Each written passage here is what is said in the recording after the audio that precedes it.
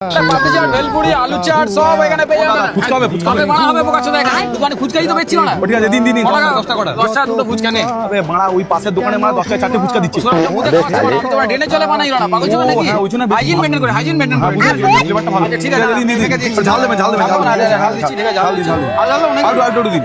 আর দেবো? আরেকটু দিন, আরেকটু দিন। এই সুরে বাচ্চা, তুই মানে নিজে বানা, নিয়ে আয় বানা, লঙ্কা কিনে। আমি বেশি আমার বেশি 500 টাকা কিলো।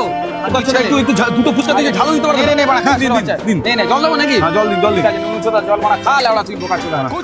খা দেখি, টেস্ট করে বল কেমন হয়েছে। হয়েছে, আরো কিছু লাগবে নাকি? নুন লাগবে? কম হয়ে গেল। আলু কম হয়েছে, ঠিক আছে, আলু বেশি করে দিচ্ছি। আলুটা দিন, বেশি করে। আলুটা দিয়ে ভরপুর আলু দিচ্ছি। খা বানা, খা। এই শুকনো খা লেওড়া। নে, ঠিক আছে? কি আলু কি লাগবে?